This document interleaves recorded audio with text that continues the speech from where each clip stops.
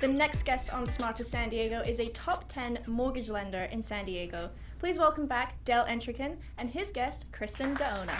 Well done on the pronunciation, Rebecca. Yes. I got Way it. to do it. Way to get it done.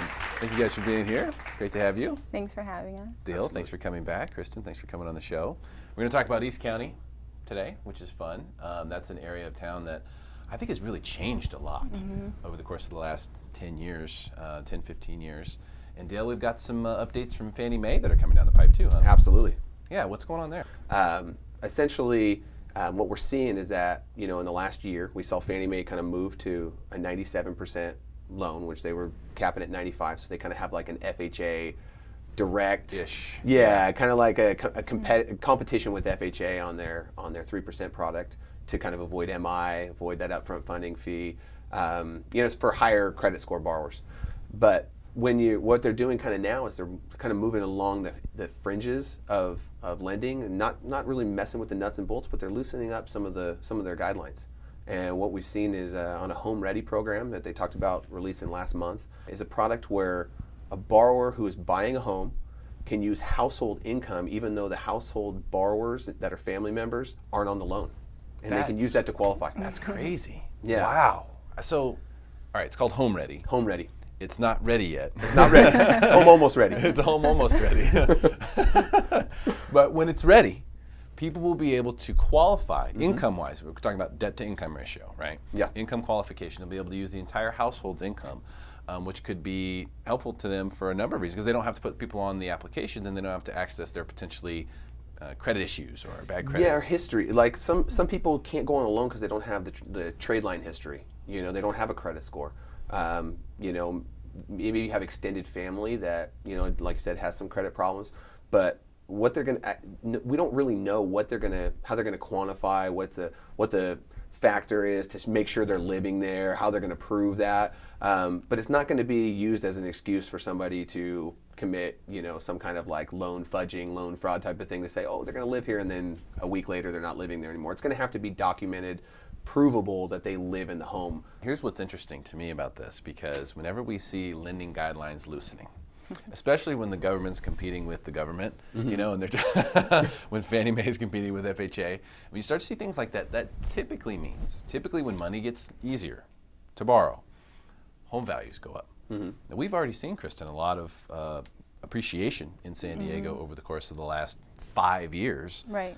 This is something that would make me think we're going to continue to see that. What do you think? Hopefully we'll see a consistent, steady growth. I know we've seen in East County about a 6-7% increase over the last year, and we're starting to slight decrease now for the fall, a little bit lower than the summer, Value-wise. boom we have. Yeah. But it was boomy. Yeah. It was really boomy. Yeah. Summer was really hot. We're starting to cool off a little bit just for the fall and winter, and but overall prices are still going up, and inventory is still really, really low. Yeah, that's pretty crazy, which is Yeah. making it a little bit tougher for home buyers. But we've seen a little cool off, right, which is kind of somewhat typical for the fourth quarter, at least the beginning of the fourth quarter. Presents a great buying opportunity, though, right, Dale? Yeah, I mean, when you have a little bit of slowing down as far as activity goes, because it's not really slowing down price-wise necessarily. It's just activity. You're getting a little less. You're getting it gives a buyer an opportunity to make an offer that makes sense for them. What areas of East County do you think are the hottest right now?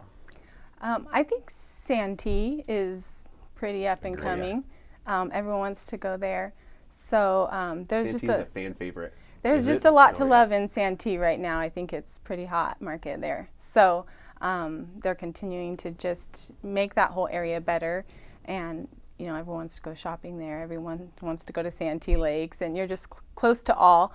And so I think Santee's pretty hot right now in East County. They also have some developments out there that are pretty awesome.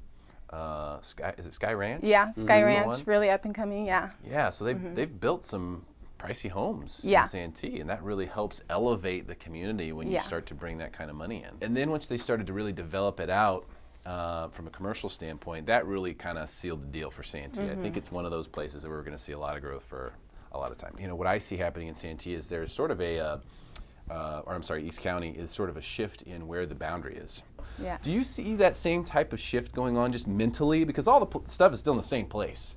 Yeah. But people are looking at East County, I think, a little differently now. Yeah, well, prices are good out there. I mean, they're a lot cheaper overall than San Diego County. So, you know, right now when prices are on the rise and people are looking to get in the home market, you know, where they might have crossed East County off their list before, now they're, you know, thinking that maybe it's not so bad. We're not as dark and scary as as some Not just a people bunch of think. Halloween stores out there. Yeah. Bail So- bond stores. No, So they, yeah, East County is a good market, and it's I think it's definitely up and coming and worth checking out if you want to look for a little bit lower prices in San Diego County. Yeah. you definitely get more bang for your buck. And having La Mesa, I mean, you're exactly right. When I first started, La Mesa was like considered East County, like really East County. Now it's, I rarely hear people say, oh, East County like La Mesa. That's like East County like El Cajon or Alpine or Lakeside or Santee. It's not. It's almost kind of, it's moved in more. And I think there's something to be said for that, because if you can get in places like Santee, imagine one day in the future when they start to talk about Santee that way. That'll be really, really good for Santee. Thank you guys both for being here. Really appreciate your Absolutely. time. Thanks for Great having stuff. us. Stick around for more Smarter San Diego TV, where we guarantee to make you smarter than everyone else, commercial free.